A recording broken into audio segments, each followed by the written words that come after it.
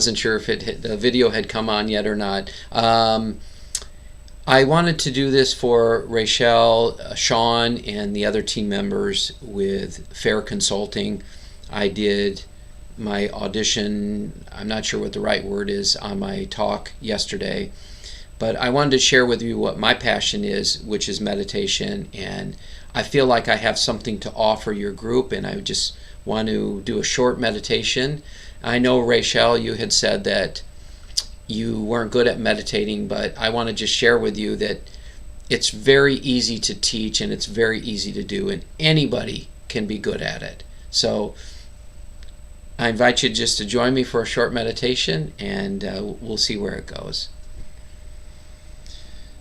So just closing your eyes and just allowing yourself to be comfortable in a chair, couch, floor, bed, mainly so that you can stay awake. And I invite you just to let go of all agendas, any intention of how this meditation should look. Sometimes people say, I don't know how to still my mind. I'm not a good meditator. And my comment would be to that, stop trying to still your mind. It's not about stilling the mind. It's about just observing and witnessing the mind, witnessing the thoughts.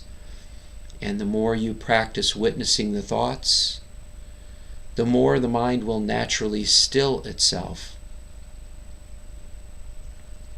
And the reason the mind gets busy is simply because we are looking to our mind for the answers, trying to figure out how to be happy in life, how to make more money, how to market ourselves, whatever those things are, we're looking to our mind. But let's just explore with that just for a moment. If you're looking to your mind for the answers, does your mind have all the answers and solutions? Because what is the mind? The mind is like a giant recorder of all the experiences we've had, and it labels this as good or bad, right or wrong, and it puts all these categories on how we should be in the world. And sometimes it tells us that we've fallen short, we've fallen, just made mistakes that are contrary to how we should be in the world, what means good. And so what happens is we end up buying into all these different stories of who we think we are. And many have the story that we're not good enough. I'm not good enough. Look at all the bad things that I've done in the world. And I need people to love me and approve of me, then I'll be happy. And maybe the story of when I have enough money, or when I get the right relationship, when I find the right job, then I'll be happy. And so many people are waiting on happiness to arrive. And then we might take the posture also of, I want to create my own happiness. Who are we looking to? Are we looking within ourselves to that core truth of who we are? Or do we again lean on the mind for the answers? And the more we are in our heads and looking to the mind for the answers, the busier the mind will get. One of my favorite verses out of the Bible is, "Be still and know that I am God." And it's been my way of connecting with God, connecting with life. The more my mind becomes still. But the challenge is that we have been told so many times, use your head, you're not thinking clearly, you need to think more. And so we look to the mind for the answers. But Are we just mortal beings? Will our true self, our soul, only last as long as our body lasts? Why do I ask that question? Because if you are eternal, then, and science shows us that energy cannot die, if you are eternal, then what happens when your physical mind dies? Then it stands to reason that your mental intelligence and all the memories that you have so-called stored in the mind or the body will also fall away.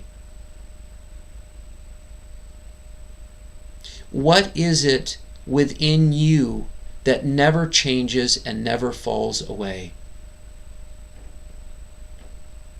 Because the truth is that your thoughts come and go, and then you might have a belief about those thoughts, and then you might have a feeling if you believe the thought. And if it's a good feeling or a good thought, then you have a good feeling about it. If it's something the mind would describe as a bad thought, then you will have a bad feeling about it.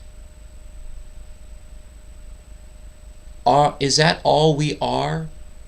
Just a sum of our thoughts and feelings and beliefs, which all come and go, they all change. Does that mean we come and go and we change? What is that thing? Who is it that never comes and goes and never changes? That core essence of who you are and who you have always been and who you will always be. And if we only look to the mind, then we will always be limited on the beliefs of the mind.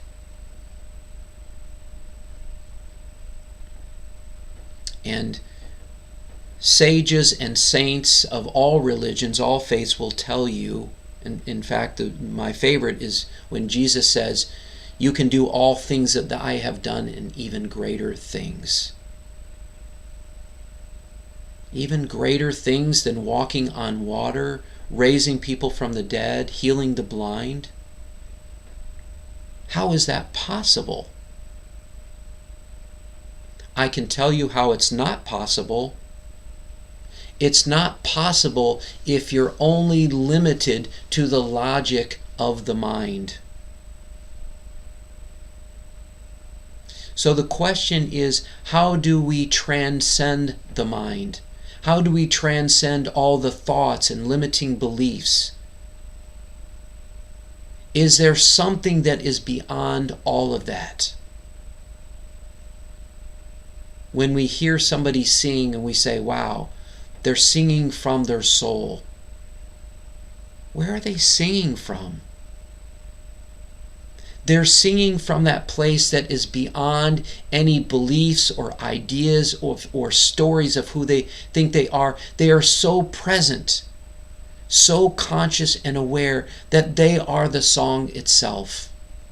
We've all heard someone do this. That it's just pure heart, pure soul.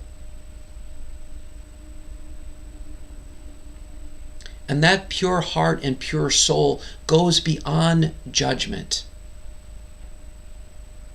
It goes beyond the past and any worries about the future.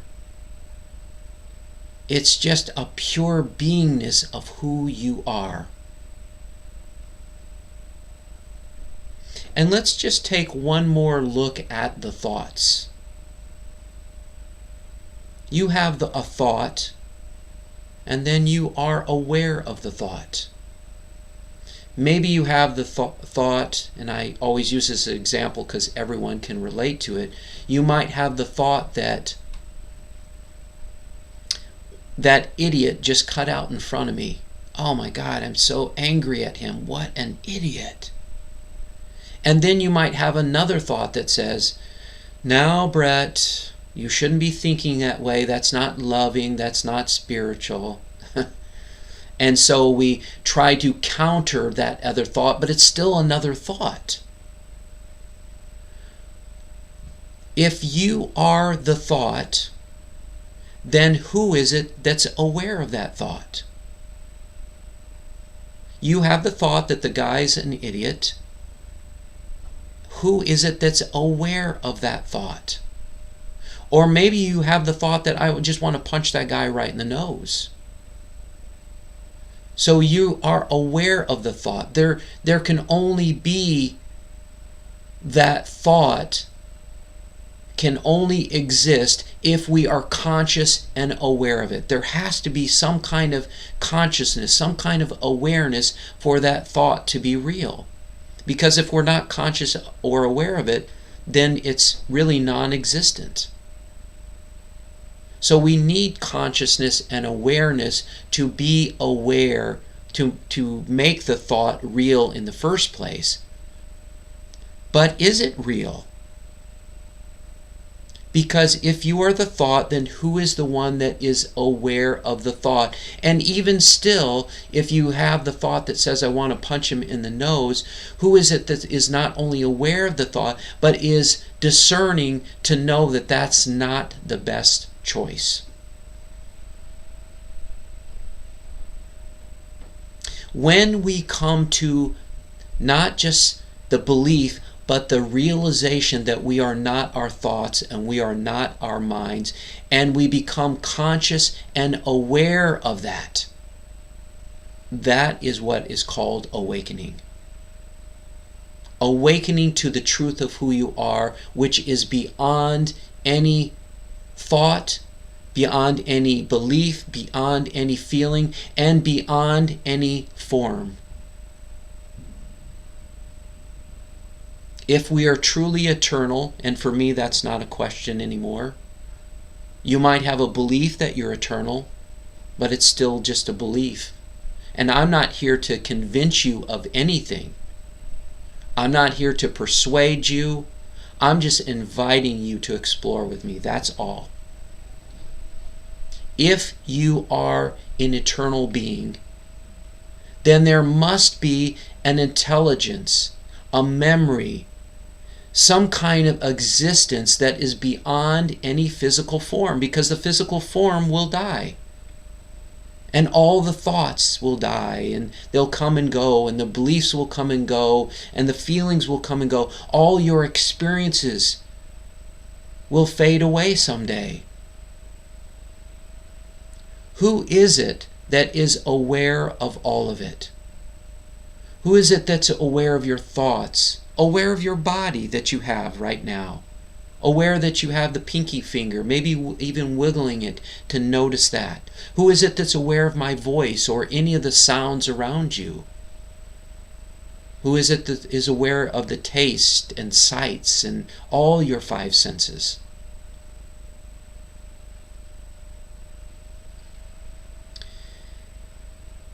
To discover who you truly are leads you to a place that is beyond any temporary feel-good moment. And yes, we have moments where we're happy or peaceful or in our hearts and grateful. But the question is, what is that sustaining peace, that sustaining joy, that sustaining love?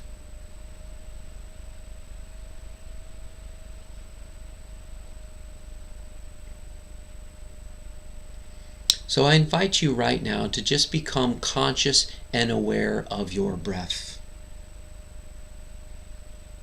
Just noticing it, that's all. And as you begin to notice, more than likely your mind will get busy, as it quite often does. Wonder where this meditation is going. I hope it's a good meditation. Oh, this is really boring. These are all just thoughts. They're all just thoughts. But we have believed the mind as if it's the truth of who we are. And we have believed all the thoughts that it's fed to us. They're not maybe all of them, but many of them. And we've taken on this story, which many teachers call the egoic self. You can call it the personality. But the personality, the ego, is just a culmination of all the stories that we've believed over the years as to who we are. And is that all you are? Just a story or a belief? And that's how people get hooked into that they're not enough, or they need other people's approval to be loved, or I need this or I need that in order to be happy. What if you were able to transcend the mind and all the thoughts and all the beliefs and experience the core truth of who you are, that is already peace, joy, love, that is intimately and perfectly connected with God, with life, with the universe, whatever you want to call it?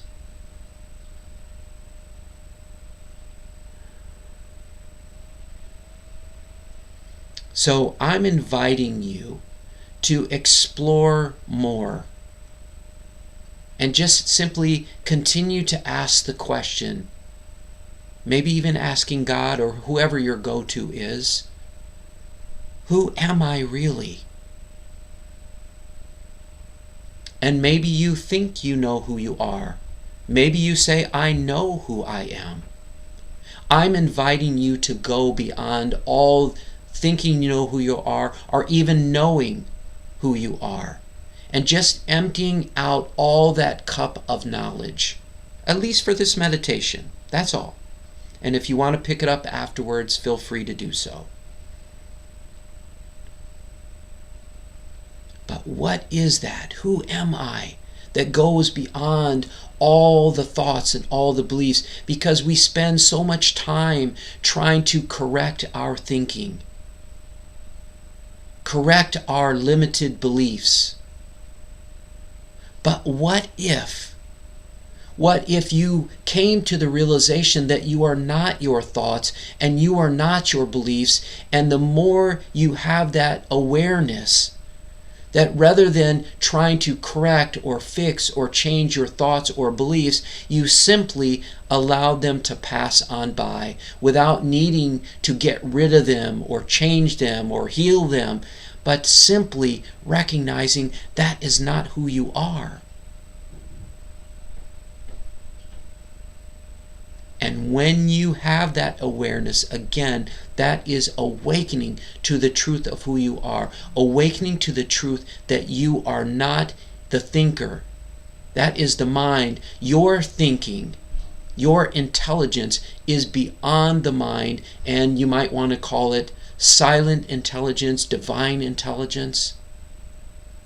But it's intelligence that is rooted as the truth of who you are in the cosmos, in the universe, in God, in life. Again, I'm not asking you to believe that. I'm just inviting you to explore with me.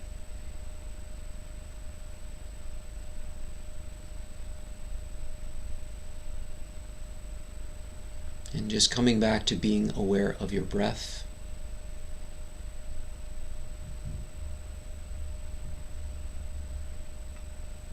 And when the thoughts come in, you don't need to fight them. You don't need to correct them. You don't need to try to get rid of them. You don't need to struggle with them, because it's not who you are. All you need to do as soon as you become aware of your thoughts is just to gently and effortlessly let it pass on by. It's kind of like a cloud passing by. You wouldn't need to fix or change the cloud or try to get rid of it, or analyze it as to why it's a cloud, or judge it in any way. Why? because you recognize the cloud is not who you are. I'm inviting you to explore the same thing with your thoughts. And the Buddhists call this monkey mind, chattering monkey. We have 60,000 to 120,000 thoughts every single day. Your mind is always busy if you're engaging it.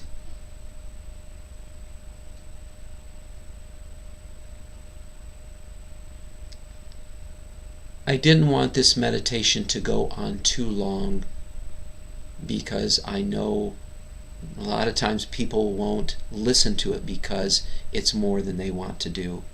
From that being a thought or a belief. I don't want to meditate. I don't want to go that long. And so I'm going to bring this to a conclusion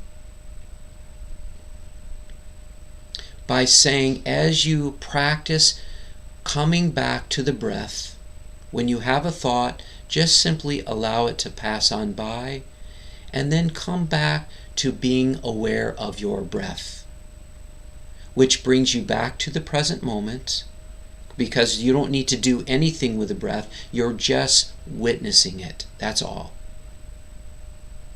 And it also brings you back to who you are, the one who is the witness to life itself. Being conscious and aware of your thoughts, of your feelings, of your beliefs, of your body, of your experiences, of your five senses. You are the one that is conscious and aware of it all. And so when the thought comes in, simply allow it to pass on by and come back to simply being a witness to your breath. And don't worry about how busy your mind gets. It's just the mind being busy. Let it do its thing.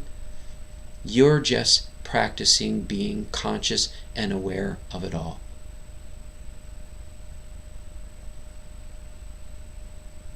And so now you can continue to meditate if you'd like to practice this. You can mute or turn your device off right now and just do this on your own. But if you'd like to finish right now, I invite you just to take in a nice deep breath and just really energize your body, this physical form that helps you get around in life. And you may want to wiggle your fingers, your toes, do a little stretching. It always feels good to me. And taking your time, and whenever you're ready, opening your eyes.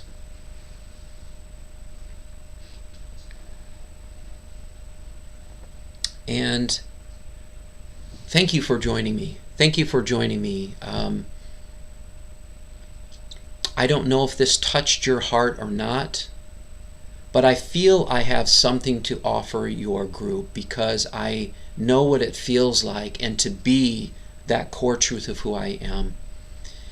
And I'm not interested in convincing anybody of anything, and I'm not interested in trying to push my ways or beliefs on anyone or anything.